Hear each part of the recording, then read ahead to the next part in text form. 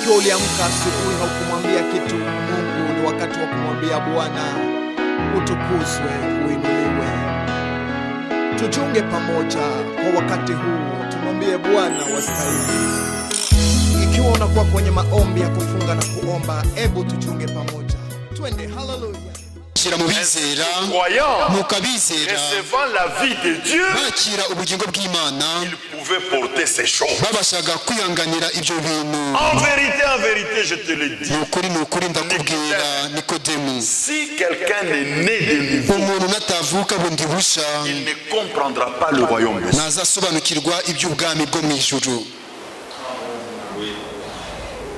Donc, le Seigneur savait qu'il y a des choses qu'il doit dire. Oui, il doit dire à ses disciples. Et quand il priait, il ne priait pas seulement pour eux. Je ne prie pas seulement pour eux, mais je prie aussi pour tous ceux qui croiront en moi, y compris les Iaka, les Antoine, et vous tous qui croiront en moi par leur parole. Mais ils ne peuvent pas supporter ces paroles. Maintenant, j'ai encore beaucoup de choses à vous dire, mais vous ne pouvez pas le porter maintenant. Quand le consolateur sera venu, l'esprit de vérité, il vous conduira dans toute la vérité. Regardez bien, aimé, car il ne parlera pas de lui-même, mais il dira tout ce qu'il aura entendu. Et il vous annoncera les choses à venir. Il me glorifiera. Écoutez, parce qu'il prendra de ce qui est à moi et vous l'annoncera. Vous comprenez? L'Esprit de Dieu doit parler dans l'église de Dieu. Et quand l'Esprit parle, c'est Dieu lui-même. Tout ce que le Père a est à moi. C'est pourquoi j'ai dit qu'il prend de ce qui est à moi et vous l'annoncera. Encore une écriture pour montrer le travail de l'Esprit. 2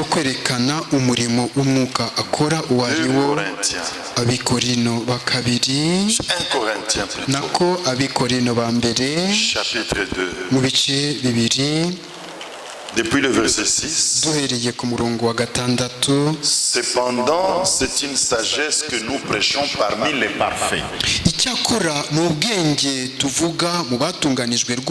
Sagesse qui n'est pas de ce siècle, ni des chefs de ce siècle, qui vont être réduits à l'impuissance. Nous prêchons la sagesse de Dieu, mystérieuse et cachée, que Dieu avant le siècle avait prédestiné pour notre gloire. Vous voyez les choses que nous prêchons, d'où elles viennent. Je n'étais pas là. Il y a des gens qui mentent. Ils disent que nous étions avec Dieu dans l'éternité. Bongo. Il n'y avait aucun ange. Il n'y avait aucun archange. Il n'y avait aucun séraphin. Dans l'éternité, Dieu était seul, dans une plénitude d'esprit et de lumière. Et il n'avait rien créé. personne n'était là. nta muntu n'umwe wari uhari ngo amubwire ati Quand l'homme tombera, ubwo umuntu azagwa voici comment tu feras. dore uburyo uzagenza. C'est mieux que toi-même. Ni byiza yuko Tu ubwawe portes un corps de chair, wakwambara umubiri w'inyama que tu verses ton sang. ukamena amaraso Comme ça, yawe les gens recevront ta vie. bityo Non! azahabwa ubugingo bwawe. Non! Oya, Il y avait oya, personne. nta muntu wari uriho. Dieu était seul. Imana yari yonyine Et l'éternité kandi iteka n'a pas de commencement, ntirigira itangiriro n'a pas de fin. ntirigira C'est n'iherezo l'éternité. n'iteka n'ibihe bidashira. Et il n'y a aucune forme qu'on peut donner à Dieu. kandi na shusho n'imwe wabashaga guha Car Imana dans cet état-là, kuko muri iyo miterere personne ne l'a vu, ntawigeze ayibona ni ne peut le voir. nta n'ushobora kuyibona. Mais ce Dieu éternel ariko iyo Mana ihoraho avait en lui yari ifite muri yo des attributs. imiterere. En lui, muri yo il était Père. yari data Avant même qu'il n'engendre, mbere y'uko ndetse itanga imbuto en lui muri yo était la tribu de Père. harimo imiterere ya data. Et tout ce que Dieu devrait engendrer, kandi ibyo Imana yagombaga kubyara byose ils n'étaient pas avec lui, ntibari hamwe nayo mais ils étaient en lui. ahubwo bari muri yo. C'est la précision. nibwo busobanuro bufututse.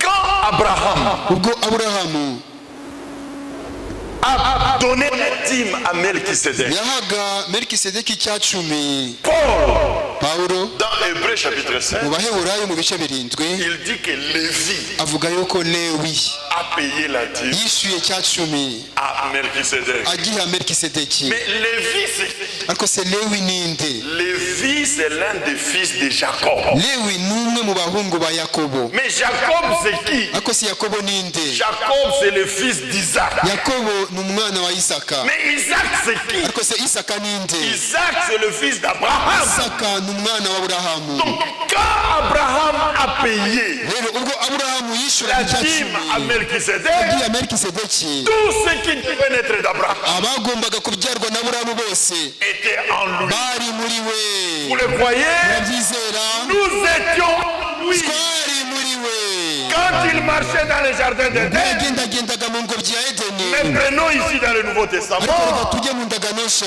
quand il est venu dans un corps de ubwo chair, yaje mu mubiri w'inyama tout ce qui devait naître de lui abagombaga kubyarwa nawe bose était en lui. bari muri we. Quand il multipliait les pains, ubwo yatuburaga imikatsi nous étions en lui. twari muri we. Quand il montait à Golgotha, azamukaga i Golgota nous étions en lui. twari muri we. Quand il fut crucifié, nous étions crucifiés avec lui. yabambanywe nawe Enseveli, ahambwa enseveli avec lui. yabambanywa nawe Ressuscité, azuka nous sommes ressuscités avec lui. twazukanye nawe. Alléluia. amen. Que Dieu soit loué. Imana ihimbazwe. Nous sommes aujourd'hui manifestés, uyu munsi twaragaragaye mais nous étions en lui. ariko twahoze muri we. Regardez Ève nimurebe Eva dans le jardin mu d'Éden. ngobyi ya Edeni. Avant que Ève ne soit manifestée, mbere yuko Eva agaragazwa elle était en Adam. yahoze muri Adamu. Quand Adam a nommé le chien, ubwo Adamu yitaga amazina imbwa, Ève était en lui. Eva yari muri we.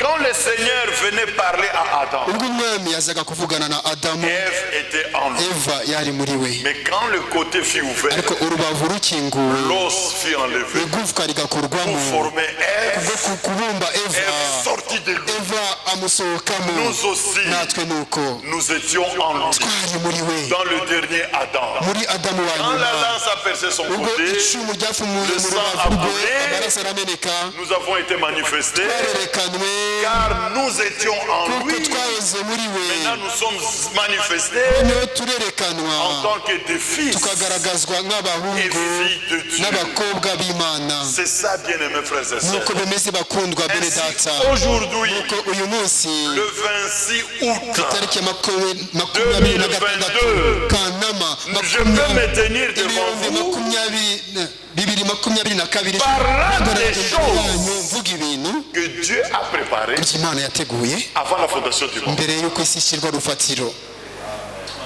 Je n'étais pas là, mais j'en parle aujourd'hui.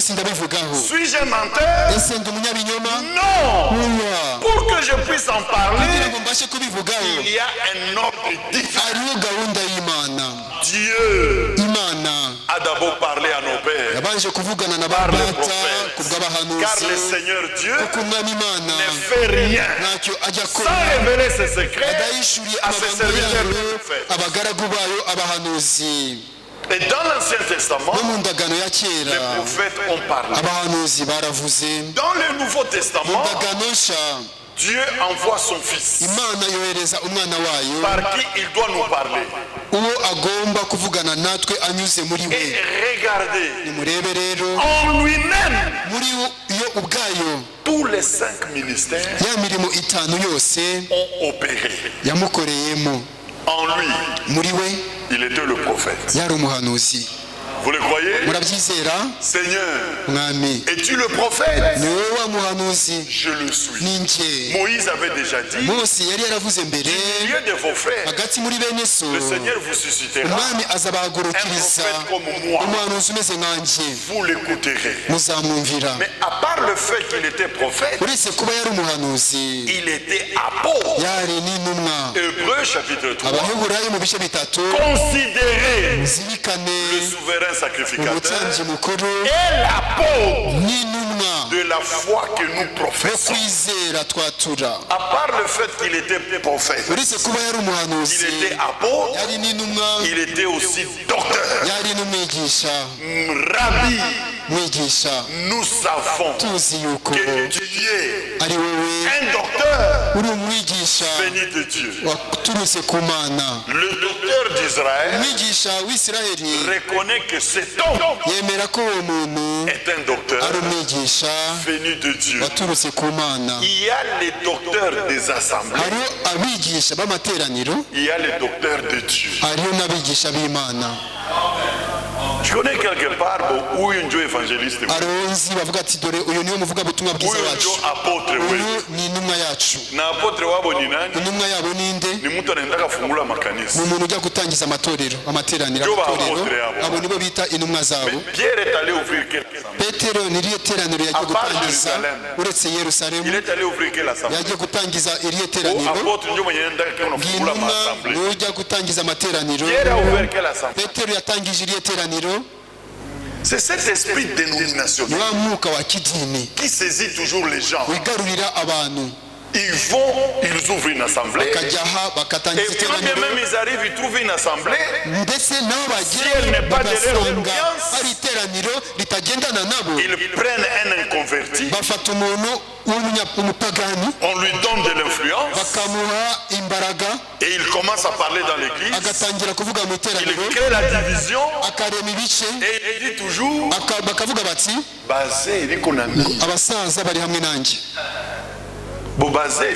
abasaza bari hamwe nawe koko ese Imana iri kumwe nawe? Non, oya, c'est pas comme ça. ntabwo ariko bimeze. Nous devons dusohose, reka twongere tubitekerezeho. Imana izongera kuduha ibihe. Donc il était le docteur nuko rero yari umwigisha venu de Dieu. waturutse ku Mana, ariko Nikodemo we yari umwigisha w'abantu. Les docteurs des hommes ne connaissaient pas les choses de Dieu. Les docteurs de Dieu pouvaient l'enseigner. Tu ne comprends pas les choses terrestres. Toi, le docteur d'Israël, comment vas-tu comprendre des choses en haut? À part le fait qu'il était docteur, il était aussi le berger. Je suis le bon berger. Je connais mes brebis. Elles ne suivent pas un étranger. Elles connaissent ma voix. À part le fait qu'il était le berger, il allait évangélisant, proclamant la bonne nouvelle. tous les 5 ministères, quand il nous a parlé, se sont manifestés en lui. Alléluia. Tous les 5 ministères en Christ étaient en opération. Et c'est ainsi qu'il nous a parlé. Tantôt en tant que berger, tantôt en tant qu'enseignant, tantôt en tant qu'évangéliste. Tout ça dans un seul. Parce que nous connaissons les Écritures, on doit racheter les temps au lieu de coulis. Mais je crois que c'est important. Excusez-moi. Ici dans Ephésiens chapitre 4, nous sommes vraiment en train de terminer. On doit aller souffler un peu. Ephésiens chapitre 4. Ici nous lisons. Verset 16 d'abord. Mais à chacun de nous, la grâce a été donnée selon la mesure du don de Christ.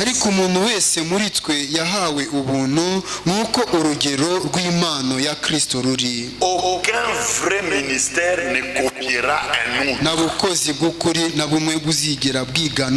Mais c'est la mesure du don de Christ.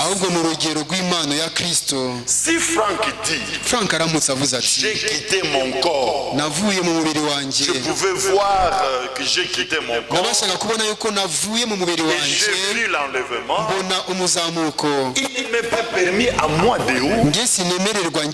d'inventer aussi des visions que j'ai quitté mon corps, je suis entré dans la salle des noces.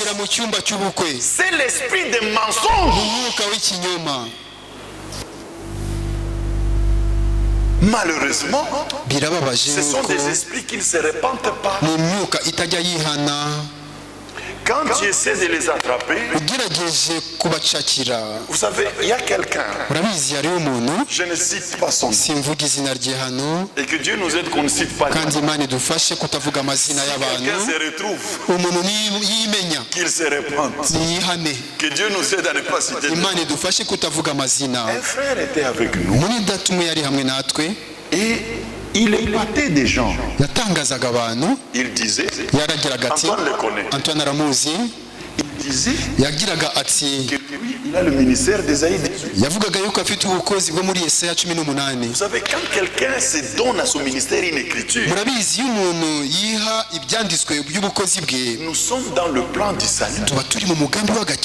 Là, nous avons des gens comme Jean-Baptiste. Nous avons des gens comme Paul. Ce sont des gens comme Ewald de Frank, comme William Branham. Parce qu'on pouvait poser la question à Jean-Baptiste.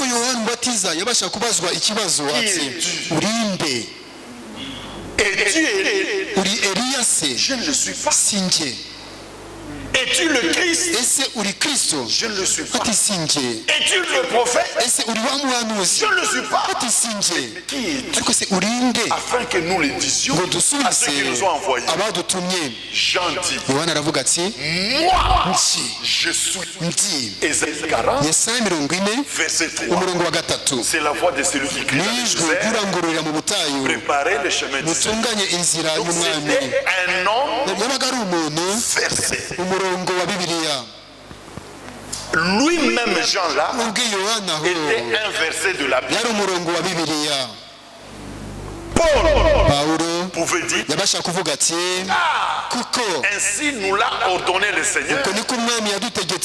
J'étais établi pour être la lumière des nations, afin que tu les arraches, donc tu les amènes de la puissance de Satan à Dieu. Paul était une écriture manifestée. Ewald de Frank, que dis-tu de toi-même? Moi, le Seigneur m'a dit, mon serviteur, j'étais établi établi nagushiriyeho d'après Matthieu 24. shingiye kuri Matayo 24:45 William Marion Branham pouvait dire, yabashaga kuvuga ati nje je suis le Élie promis ndi Eliya wasezeranijwe qui devait venir wagombaga kuza pour le rétablissement de toutes choses. kubwo kugarurwa kw'ibintu byose. Il y a quelqu'un haramutse qui yabaye s'élève au milieu de nous, waduka muri twe il dit que mon ministère c'est ça. akavuga ati dore ubukozi doit bwanjye nous expliquer. rero ugomba kudusobanurira Nous devons kuko comprendre tugomba que gusobanukirwa nous avons un autre nuko ministère dufite ubundi selon le bukozi plan du salut. bushingiye mu mugambi w'agakiza.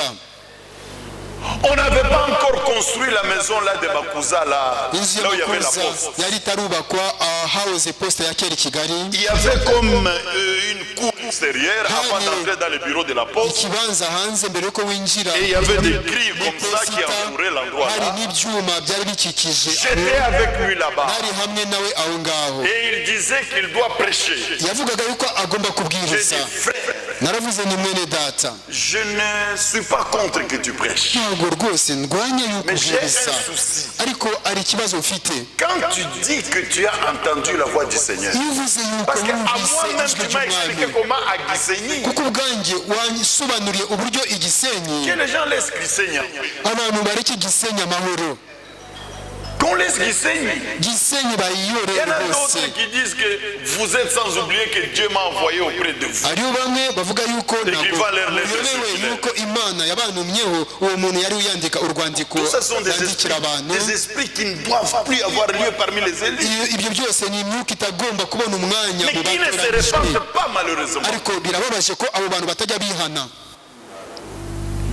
Il m'a dit comment le Seigneur lui est apparu dans un arbre ici à Gisenyi. yambwiye uburyo ki umwami yamubonekeye mu giti hano ku Comment gisenyi il amubwira avait, iby'umurimo we qu'on lui a donné une épée. uburyo bamuhaye Parce inkota qu'on a donné l'épée. kuko et la Branham Franck. yahawe inkota na Il y a des Frank. gens, quand ils lisent les témoignages des envoyés de Hariho Dieu, abantu iyo basomye ubuhamya bw'intumwa ils z'Imana, rêvent déjà qu'eux aussi sont dedans. barota ko nabo bari muri ibyo ngibyo. Je dis frère, avec ça, narimubwiye ati mwene data j'ai des soucis avec ça. mfite impagarara z'ibyo wavuze. Il a fait ceci. yakoze Comme ibi frère Franck le fait, nk'uko mwene data abikora oui, aravuga ati yego de cette oreille, ati ijwi j'ai uku entendu. gutwi kwanjye kwarumvise. Il m'a dit ça. yambwiye ibyo ngibyo Ça m'a dépassé. byarandenze. Il y avait un frère qui était là, hariyo mwene data wari uri aho ngaho venu de Kinshasa. waturutse i Je dis Kinshasa. frère, est-ce que tu peux venir? naravuze ni mwene data ushobora kuza Asseyons-nous. reka twicare Parlons un peu avec le frère. tuvugane na mwene Ouvrons la data Bible. tubumbure bibiliya. Quand j'ai amené seulement le frère de Kinshasa, nzanye uwo mwene data w'i puis Kinshasa ce soir qu'on en parle, kugira ngo twicare tubivugane dans le bureau là à Kakiru, mu biro i Kacyiru. le frère m'a dit, mwene data yarambwiye ati tu mens. ngo urabesha. Je n'ai jamais dit ça. sinigeze mvuga ibyo ngibyo. Je connais le mode opératoire de ces esprits. nzi imikorere y'iyo myuka. Un autre esprit proclamé partout undi mwuka wabwiriza wakwirakwizaga ahantu hose qu'il a été ravi yuko yazamuwe et jusqu'à entrer dans la salle de agera ubwo noces. yinjira mu cyumba cy'ubukwe. Et c'est là devant plusieurs personnes. ibyo imbere y'abantu benshi. Les gens ont même fait des extraits et tout ça. abantu Même dans des églises. baranafotoye barabifata mu matorero Là où le témoignage était donné. aho ibyo byahamirizwaga. Moi je dis non. njye naravuze ni Si oya tel est le cas, nimba ari uko bimeze koko il faut que les choses soient clarifiées. ibintu bigomba kujya mu mucyo. Peut-être moi on dirait que je combat un homme. yenda ngiye bavuga yuko ndwanya umuntu. Frère Franck, mwene data Frank nous avons un problème. dufite ikibazo Il y a quelqu'un narimubajije. qui dit ceci, ceci, hari ceci. umuntu uvuga ibi na biriya. Est-ce que tu peux venir? ese ushobora kuza? Il n'accepte pas facilement. ntabwo wapfa kwemera byoroheje. Il dit, je viens. ako kanya muri ta Frank yaravuze ati ndaza. Un frère a essayé de le dissuader de ne pas venir. mwene data hari umwene data umwe washatse kumubuza kuza kumwemeza amubuza kuza. muri ta Frank avuga ati ndajyayo Je vais y aller. ndajyayo. Avant qu'il ne vienne, mbere yuko aza l'homme qui disait ça umuntu wavugaga ibyo est allé à Krefeld, yahise ajya i Krefeld mais il n'a pas eu le temps de parler à ariko Krefeld. nagiye yabonye cyo kuvugana na mwene data Cet homme Frank. de Dieu, on ne le manipule pas. uwo muntu w'Imana nawe umugaragura Même au téléphone. ndetse no kuri telefone ntabwo wamubwira ibyo ubonye byose arakumva Thank you, brother. May God bless you. C'est fini. akavuga ati urakoze mwene data nta kindi. Tu dois avoir un message clair. Ugomba kuba Tu dois être dans la parole, pas dans les esprits. ugomba kuba mu ijambo atari insobanuro atari amatsiko. Mais il a été répandu partout. Ariko hakwirakwijwe hose yuko ari ziyakubesha. Je n'ai jamais dit ça. Sindavuga ibyo na rimwe. Ce sont des esprits Iyo ni imyuka qui imitent des dons, yigana impano mais qui ne peuvent pas se répandre, ariko idashobora kwihanana mba, qui changent de forme. ariko ihindura ishusho, igahindura imikorere ishusho. Les élus de Dieu Ariko intore z'Imana sont différents. zo ziratandukanye. Vous pouvez le mentir aujourd'hui. Ziteye ukundi umunsi ushobora Vous kuzibesha le mentez demain. ukamubesha ejo, Mais quand l'élu rencontre la lumière, ariko iyo intore ihuye n'umucyo non, ça c'était du mensonge. oya ikamenya ko ibyo byari ikinyoma, Et il reconnaît directement la vérité. ikahita imenya ukuri. C'est ça la différence avec les élus de Dieu. niryo tandukanirizo ku ntore z'Imana. Il y a des ministères Hariho ubukozi selon le plan du bushingiye ku mugambi w'agakiza et la mesure de grâce de Christ. n'urugero rw'ubuntu bwa En Kristo. lui, Muri uwo c'est différent. biratandukanye. Il a parlé de la capacité de Paul d'écrire tout ce qu'il a écrit. Yavuze ku bushobozi bwa Pawulo kwandika ibyo yanditse byose. Mais que dirons-nous de Waldo Frank? Ariko si kuri Waldo Frank twavuga iki? Tout ce qui a été écrit, Ibyanditswe des byose, piles et des piles de lettres circulaires, ibirundo n'ibirundo by'inzandiko mbwirwa cette benshi. capacité vient de qui? Ubwo bushobozi buva kuri nde? Elle vient de Dieu. Buva ku Mana. Revenant sur le don de Christ, Tugaruka ku mpano à za chacun Kristo. de nous, la grâce a été donnée selon la mesure du don de Christ. Buri wese muri twe yahawe ubuntu bwo kugabura bishingiye ku rugero rw'impano ya Kristo. C'est pourquoi il est dit, Icyo gituma avugwa ngo étant monté dans les hauteurs, amaze kuzamuka il a amené des captifs. yajyanye iminyago, Et il a fait des dons aux hommes. aha abantu impano, Il s'est déployé dans les hommes. yigaragaje cyangwa se yinjiye mu Il s'est bantu, déversé dans des hommes. yisutse mu bantu. Frère Branham le dit toujours d'une bonne, il l'a dit d'une bonne Muri manière. Data Branham yabivuze mu buryo bwiza. Tout ce qui était dans le Père Ibyari muri Data byose s'est déversé dans le Fils. byiranguruye mu Mwana, Et ce qui était dans le Fils ibyari mu Mwana byose s'est déversé dans l'Église. byiranguruye mu itorero Avec ses dons aussi. hamwe n'izo mpano nazo. Il a fait des dons aux hommes. Yahaye abantu impano, Verset 11. umurongo wa 11, Et il a donné les uns nuko aha bamwe comme apôtres. kuba nk'intumwa. L'ordre de succession ici Gahunda yo gukurikiranya hano est très important. ni ingirakamaro cyane. Il a donné les uns comme apôtres, Yahaye bamwe kuba nk'intumwa, les autres comme prophètes, n'abandi kuba nk'abahanuzi, les autres comme évangélistes, n'abandi kuba ababwiriza les autres ubutumwa comme bwiza, bergers n'abandi kuba nk'abungeri et docteurs. n'abigisha. Verset Umurongo wa 12. 12, Pour le perfectionnement des saints, kugira ngo abera batunganirizwe en rwose vue de l'œuvre du ministère gukora umurimo et de l'édification du corps de wo Christ. kugabura iby'Imana no gukomeza umubiri wa 1 Kristo. Corinthiens 12. Abikorino ba mbere 12, Remarquez ceci. nimuzirikane mumenye 1 iki. Corinthiens 12. Abikorino ba mbere 12, Là, aho au verset 4, umurongo wa 4, il y a diversité de dons, icyakora hariho impano z'uburyo bwinshi mais le même esprit. ariko umwuka n'umwe. Diversité de ministères, Hariho uburyo bwinshi bwo kugabura iby'Imana mais le même Seigneur. ariko umwami n'umwe. Diversité d'opérations, Hariho n'uburyo bwinshi bwo gukora mais le même Dieu ariko Imana qui opère tout en tous. ikorera byose muri bose n'imwe. Verset 7. Umurongo wa 7,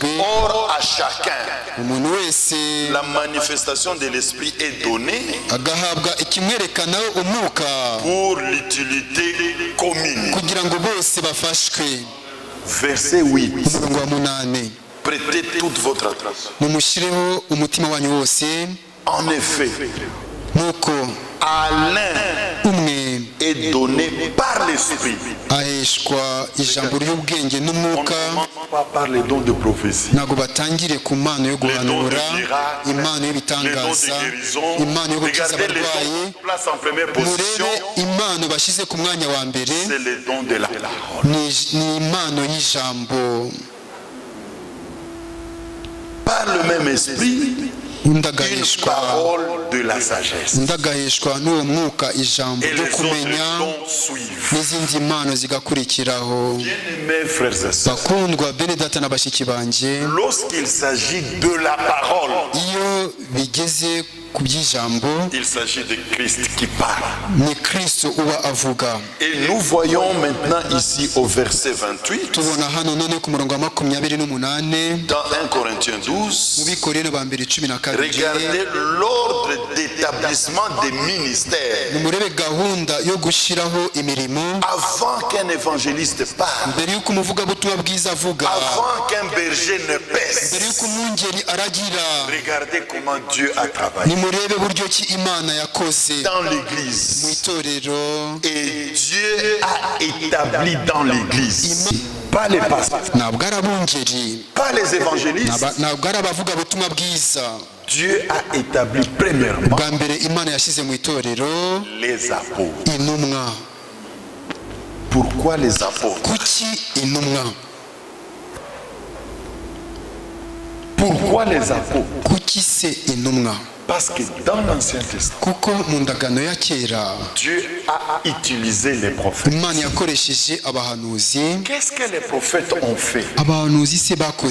Les prophètes ont annoncé ce que Dieu a dit qu'il va faire. Mais quand le temps est arrivé, Dieu devait accomplir ce que les prophètes ont dit. Le ministère témoin de l'accomplissement de l'écriture, c'est le ministère d'apôtre. Donc le ministère d'apôtre est un ministère connecté directement au ministère prophétique.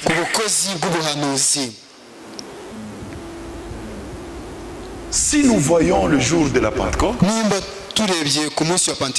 alors qu'on a dit qu'ils sont ivres, Pierre, non pas le prophète, mais l'apôtre, s'est mis debout. Ces gens ne sont pas ivres. Ce que vous voyez, c'est ce que le prophète Joël a dit. Ainsi, ceux qui ont écouté ce jour-là, ils avaient les paroles des prophètes et des apôtres. Jésus-Christ est dans la pierre angulaire. Pas les paroles des prophètes et des évangélistes, mais les paroles des prophètes et des apôtres. Ce sont deux ministères collés. Parce que quand on comprend ces choses, alors on peut entrer dans la Bible et prêcher correctement. Et on peut entrer dans le voie de Dieu. Et on peut se retrouver dans l'ordre de Dieu. Le premier ministère établi pour l'église du Nouveau Testament, ce n'est pas le ministère prophétique. Ce n'est pas le ministère évangélique. Mais ce sont les apôtres. Parce qu'ils devraient rendre témoignage de l'accomplissement de l'église. Dieu nous faisant grâce, on va encore toucher ces choses un peu plus en profondeur pour comprendre cette relation-là, comment elle a son implication aujourd'hui. Si bien que frère Franck peut dire, mon ministère est connecté à celui de William Marion. C'est très important. Alors nous comprendrons que nous autres, nous devons persévérer dans quel enseignement? Parce que dans Actes chapitre 2, dans la première église, ils étaient Il y avait des évangélistes. hariyo abavugabutumwa bwiza, Il y avait des gens qui avaient des différents. hariyo abantu bari bafite impano zinyuranye, Mais ariko nyamara l'église persévérait itorero ryagumirizaga dans l'enseignement mu nyigisho des apôtres. y'intumwa. Même quand bien même les apôtres avaient d'autres ministères en eux. nubwo intumwa zagiraga ubundi bukozi muri Parce zo, qu'à part le fait que Pierre était apôtre, kuko uretse kuba petero yari intumwa, il était aussi berger. yari n'umwungeri, Mais le ministère qui a été mis en évidence nyamara ubukozi bwagaragajwe pour l'enseignement de l'église, bwashyizwe ahagaragara kubwo kwigisha c'est itorero, le ministère apostolique. ubukozi bw'intumwa. Ils étaient plusieurs apôtres, Zari intumwa nyinshi, un même enseignant. ariko zari zifite inyigisho imwe. Les évangélistes pouvaient venir. Abavugabutumwa bwiza babashaga kuza, Ils n'allaient pas avec l'enseignement des évangélistes. ntibajyanaga inyigisho y'abavugabutumwa bwiza, Ils allaient avec l'enseignement des apôtres. bajyanaga inyigisho y'intumwa. Les bergers paissaient le troupeau, Abungeri baragiraga umukumbi, pas avec la doctrine des pasteurs. bataragiza inyigisho Iyo y'abungeri. doctrine yangu hapa. Iyo niyo nyigisho Munyapendi yanjye hano, atoke. No. udashaka nagende. Les bergers Abungeri paissaient le troupeau baragizaga avec umukumbi, l'enseignement apostolique. inyigisho y'intumwa. Que Dieu vous bénisse. Imana ibahe umugisha. Lèvons-nous pour Reka prier duhagurukiye kugira Prions dusenge, ensemble. dusengere hamwe dans un même esprit umwuka umwe devant le Seigneur, imbere y'umwami, croyant dans notre cœur twizera mu mitima yacu que s'il nous a confié sa charge, nimba yaraduhaye iyi nshingano ye, il nous rend aussi capables. aranadushoboza. Que le Seigneur nous rende capables Umwami nadushoboze de l'exercice du ministère de l'Esprit. gukora umurimo w'umwuka, Pas des gens qui gobent les choses, tutari abantu mais bagoreka des ibintu, gens qui l'Esprit de Dieu parle. ahubwo abantu umwuka w'Imana avugira muri bo. Imana ishobora kubiguha. Commettre une erreur, Kwibeshya, Branham aussi en a commis. Branamu nawe yaribeshe, Franck en a commis. Frank yaribeshe, Moïse est allé même jusqu'à frapper 2 fois le rouge. Mose yageze ubwo akubitwa igitare kabiri, Mais rester dans l'erreur, ariko kuguma mu ikosa c'est ce qui est grave. nicyo kibi gikabije. Aujourd'hui, Uyu munsi Seigneur, mwami attendris nos cœurs. borosha imitima yacu, Qu'il n'y ait point de cœur endurci. twe kugira imitima Mais yinangiye, tous ensemble, unis dans le même esprit. ahubwo twese hamwe duhurijwe mu mwuka umwe, Disons, Seigneur, tuvuge duti mwami, nous voici devant toi. dore turi imbere yawe, Des instruments, ibikoresho, des vases d'argile. ibibumbano by'itaka. Toi, Wowe fais en nous kura muri twe tout ce qui est agréable. ibigushimisha byose, bigushimisha byose. Michombo cha udongo. On peut chanter Ikibanzi cyawe mwami, dushobora kuririmba. ce camp. Miti misaraye ibone kunywa gakiza kubutu mwabineza mbumugende gusa Yesu buzuye mwimbaraga zagakiza kawe mwami kabone dembambo bindikindi cyawe umugende gusa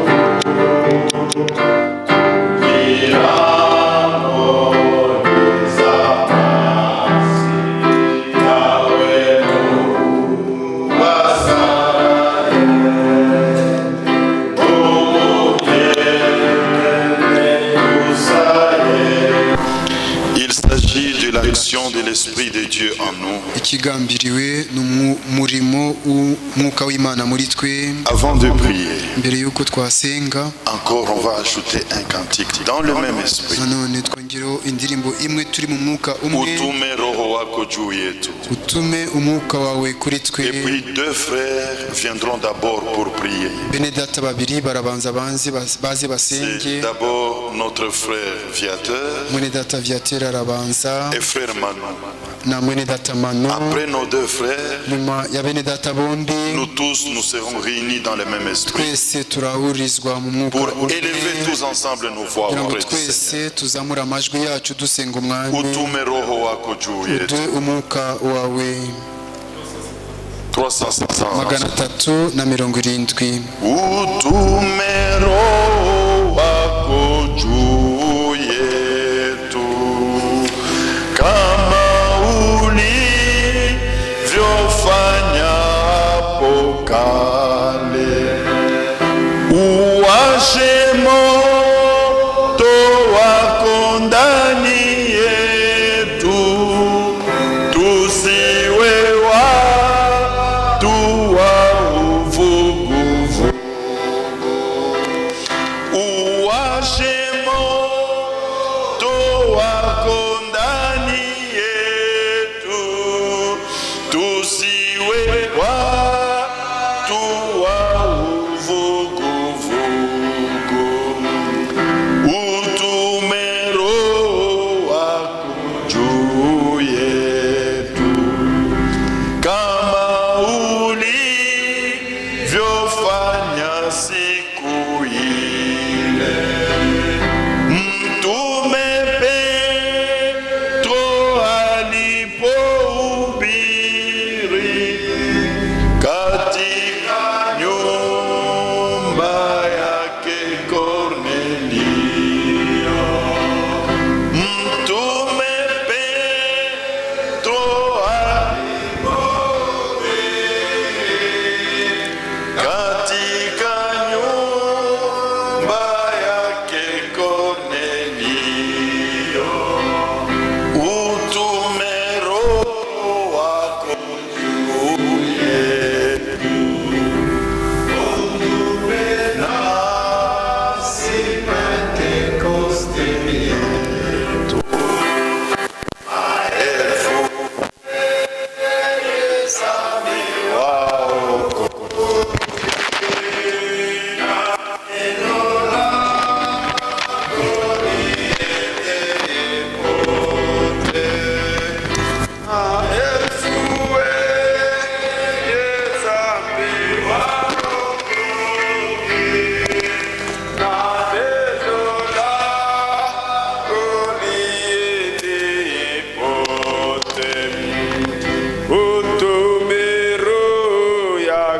juu yetu, mikono yako uinyoshe sasa, ishara za ajabu zifanyike, wagonjwa waponye kati yetu, ishara za ajabu zifanyike,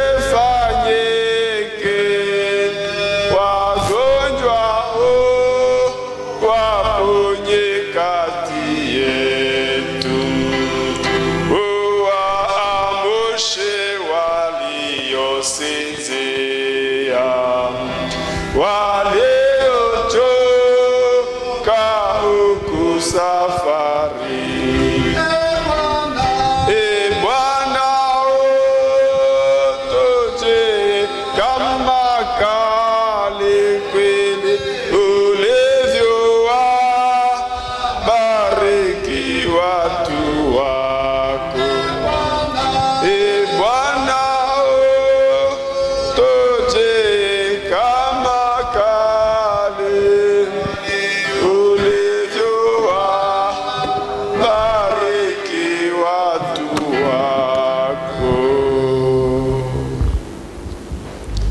Notre Père Céleste, data wa twese wo mu ijuru. C'est dans le nom précieux de notre Seigneur et Sauveur Jésus-Christ que nous sommes devant toi et nous te sommes très reconnaissants. Dore turi imbere yawe mu izina ry'umwami n'umukiza wacu Yesu Kristo tugushimira cyane. Nous nous sommes réunis en ce précieux nom Twateraniye muri iryo zina ry'igiciro cyinshi dans lequel tu es venu nous sauver, iryo waje kudukirizamo, dans lequel tu es venu te réconcilier avec nous, muri iryo waje kwiyunga natwe, dans lequel tu es devenu notre médiateur. iryo waduhindukiriye umuhuza wacu. Tu as pris ce qui était de l'homme, nukuri wafashe iby'umuntu tu l'as jeté au loin. ubita kure, Tu as pris ce qui était de Dieu wafashe iby'Imana et tu nous l'as donné. nukuri abiduha, Et ceux qui étaient des enfants des hommes, kandi ibyahoze ari iby'abana b'abantu nous sommes devenus des enfants de Dieu. twahindutse abana b'Imana. Merci pour ce grand amour. urakoze kubw'urukundo rukomeye, Merci pour cette grâce. urakoze kubw'ubwo buntu, Car nous reconnaissons kuko tuzi neza que c'est une grâce imméritée. ko ari ubuntu tutari Mais dukwiriye, c'est par ton amour. ariko kandi ni kubw'urukundo rwawe, ni kubw'ineza yawe. Encore une fois aujourd'hui, nanone ku yindi nshuro uyu munsi il t'a plu de réunir tes enfants. byagushimishije gukoraniriza hamwe abana bawe, Seigneur, pour que toi seul, mwami, kugira ngo wowe wenyine en qui tous les ministères se trouvent, muri wowe abamo ubukozi que bwose, toi seul, wowe wenyine tu puisses œuvrer. ubashe gukora, Oh, tu puisses toi seul ubashe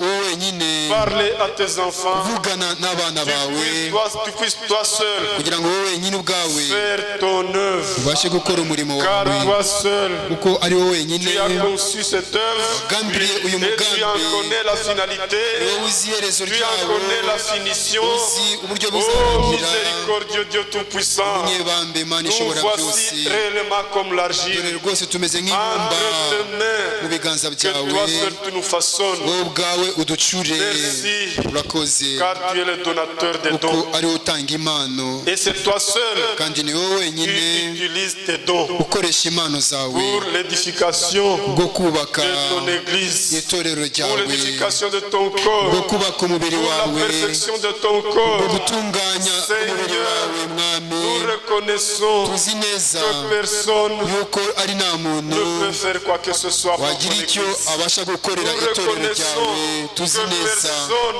yuko ari nta muntu ne peut se transformer. wabasha Nous kwihindura. reconnaissons Tuzi que neza, personne tumenye neza ko nta ne muntu peut pas amener ton église wabasha kugeza itorero ryawe jusque dans l'état kugeza mu miterere qui te soit agréable. yagushimisha, Mais toi seul, ariko ni wowe tu es le wenyine tout-puissant. ushobora byose, Toi seul, ni wowe gusa tu connais tes enfants. uzi abana bawe, Toi seul, ni wowe wenyine prends soin de nous. utwitaho, Toi seul, ni wowe wenyine tu gusa nous nourris. utugaburira. Merci encore une fois ce matin. urakoze nanone muri iki gitondo Tu as parlé wavuze et nous avons natwe écouté. twumvise. Seigneur, mwami, ta parole ijambo est ryawe une parole puissante. ni ijambo rishobora byose, Ta parole, ijambo ryawe elle est efficace. rirahagije, Elle a le pouvoir rifite ubushobozi de tout faire bwo gukora byose comme tu l'as dit toi-même. nk'uko ubwawe wabivuze. Accorde, Seigneur, twemerere mwami que toutes ces bonnes paroles aya magambo meza que yose toi seul tu nous as dites, wowe nyine car nous watubwiye, reconnaissons kuko tuzi neza, que twamenye yuko notre frère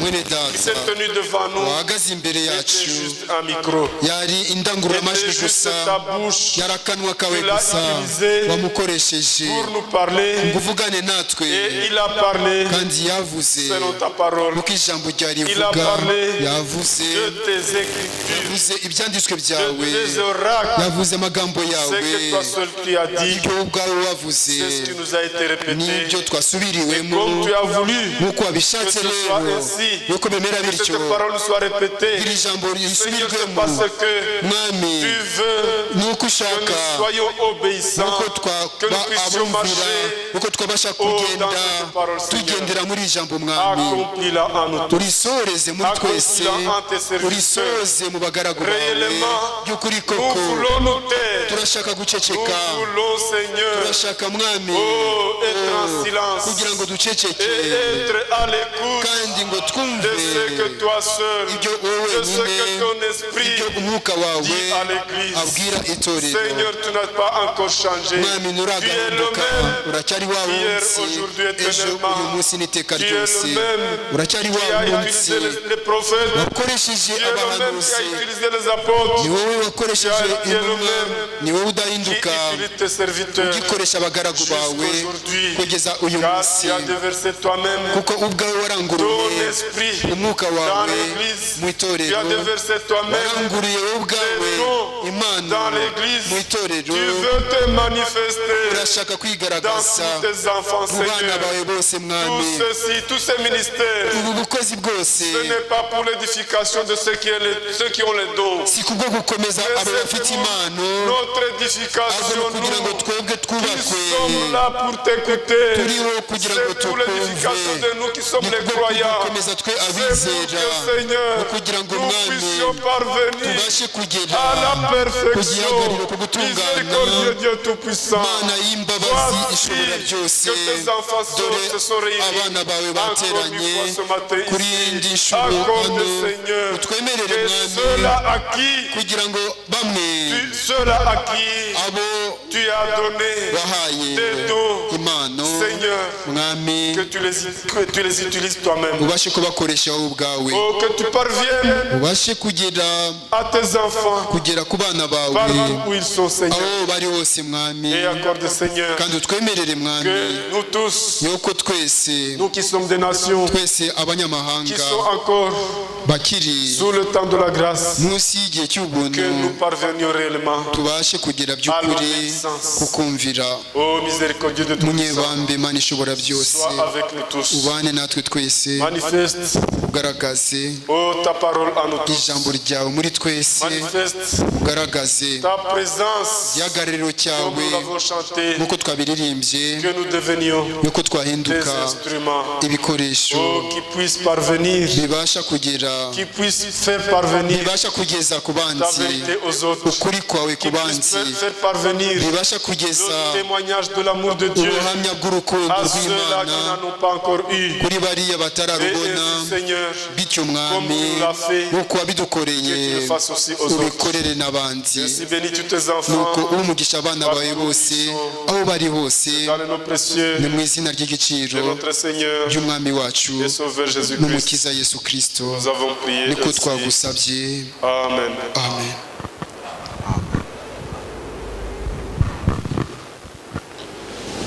Data wa twese mwami wacu Yesu Kristo, Notre Père Céleste et notre Seigneur Sauveur Jésus-Christ, turagushimiye muri iki gitondo mwami. nous te sommes reconnaissants encore une fois Ni aujourd'hui. igitondo kitubereye cy'umugisha, Un matin de bénédiction. ni igitondo tugejejweho iby'ubwami bwawe. C'est un matin pendant lequel nous avons reçu ce qui est de ton royaume. Mwami uhawe icyubahiro. Seigneur, sois loué. Twongeye kwibutswa umurimo wawe mwami. Encore une fois, nous avons reçu un rappel de ton service. Washimye ko tugukorera mu gihe kibi nk'iki. Il t'a plu que nous puissions être à ton service en ce temps comme celui-ci. Igihe isi igoswe n'imyuka y'ubwibone. En ce temps dans lequel le monde est enflé d'orgueil. Isi igoswe n'imyuka ya Balamu. Le monde est entouré des esprits de Balaam. Nk'uko umugaragu wa Branham abivuga, Comme ton serviteur Branham l'a dit, iyi si yuzuye ikinyoma, ce monde est plein de mensonges. yemwe ndetse cyegereye ukuri. Et le mensonge est tout près de la vérité. Washimye ko tugukorera mu gihe kibi nk'iki mwami. Il t'a plu que nous puissions te servir en ce temps comme celui-ci. Ntabwo ari twe twabishatse, Nous ne l'avons pas voulu nous-mêmes, ahubwo niwe wabishatse. mais c'est toi seul qui l'as voulu ainsi. Niyo mpamvu C'est pourquoi ntacyo twakora, nous n'avons rien à faire, nta n'icyo twavuga nous n'avons rien à dire gishobora kugira icyo gihindura kuri iki qui gisebo, puisse changer quelque chose dans ahubwo wowe ce mwami siècle. Mais toi seul, wari Seigneur, uzi ko ibi byose bizabaho. tu savais que tout ceci aura Ni wowe lieu. ufite amagambo C'est toi seul ashobora guhindura umwana w'umuntu. qui a les paroles qui puissent puisse changer le frère fils de l'homme. wari umunyabyaha akaba uwera imbere yawe, Celui qui était pécheur, qu'il soit saint devant toi. wari umunyabinyoma akaba umunyakuri. Que celui qui était menteur, qu'il soit véridique. nta muntu n'umwe ushobora guhindura undi. Personne ne peut changer l'autre. niyo mpamvu nk'uko abituganirije mu magambo yawe, C'est pour cela, comme tu nous l'as dit dans tes paroles, turagusabye mwami, nous te demandons, Seigneur, ufunge akanwa kacu, puisses-tu fermer nos bouches, ufunge ibitekerezo byacu, ferme notre entendement, nos opinions, ferme nos opinions. udukure mu inaringe iyo ari yo yose. Enlève tout ce qui est de moi.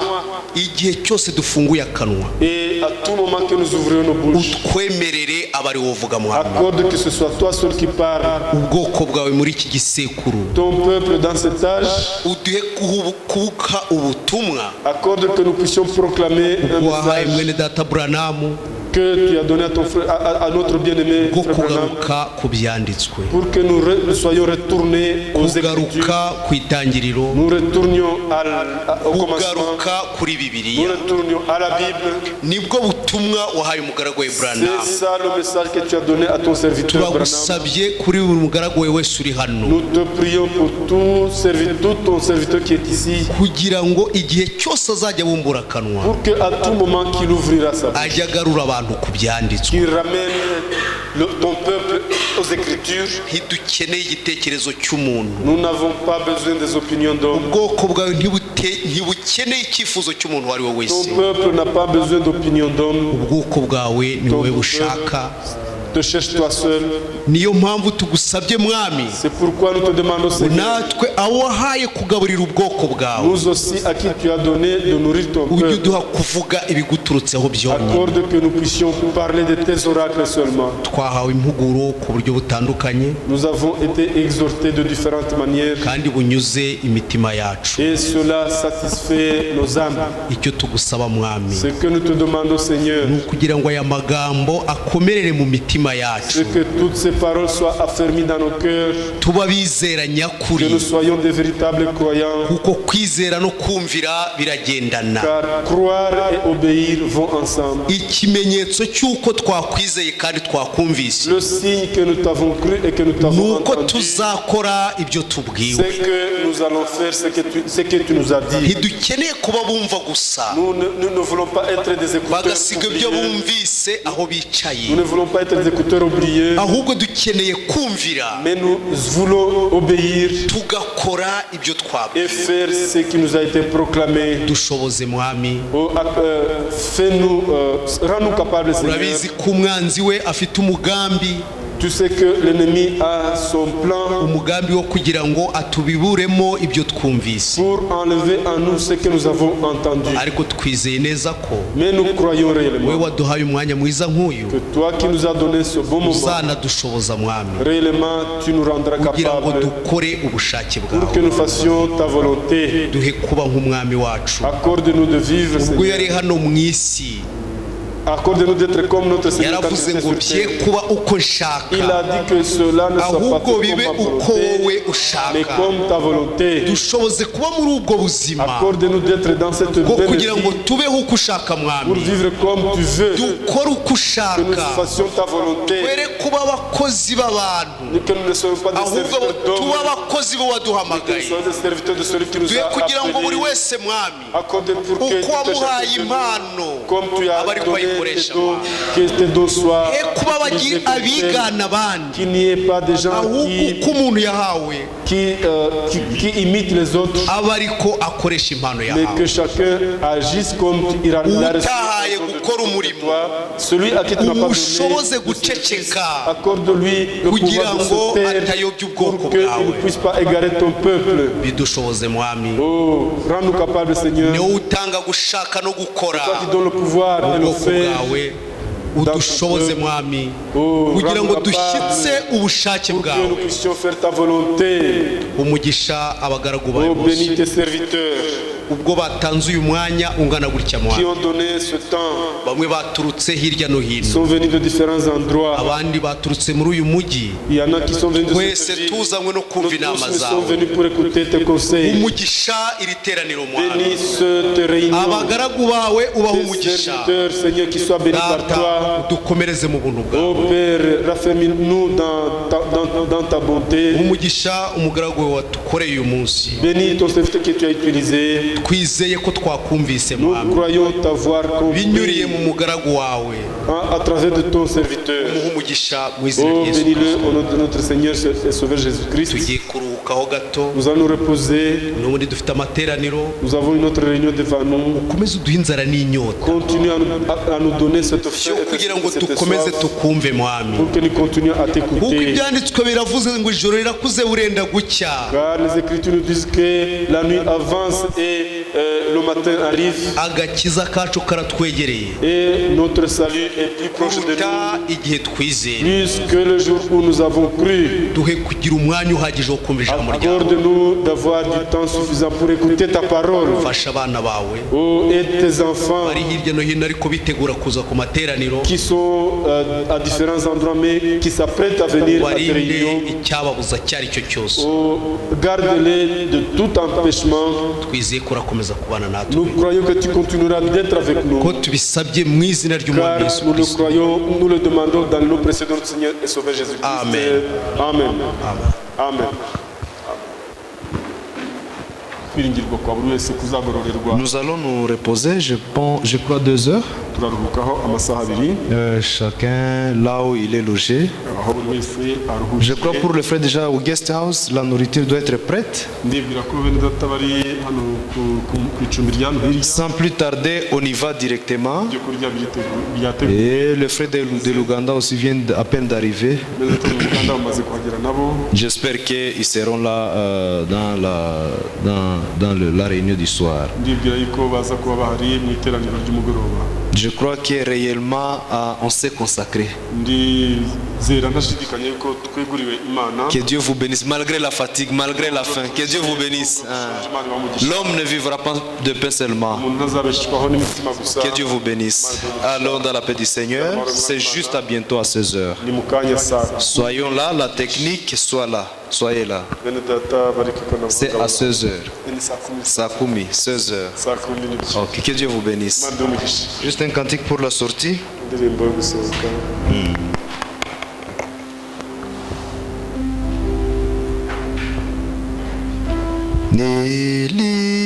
Nilipofika Goligota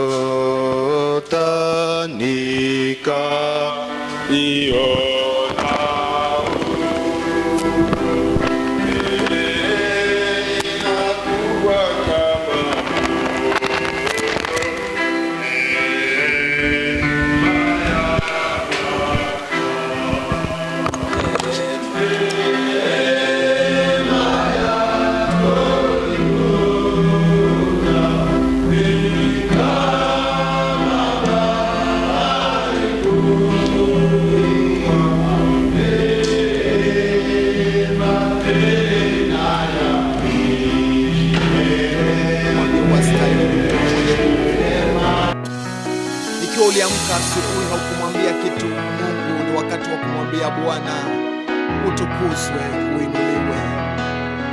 Tujiunge pamoja kwa wakati huu, tumwambie Bwana wastahili. Ikiwa unakuwa kwenye maombi ya kufunga na kuomba, ebu tujiunge pamoja, twende. Haleluya.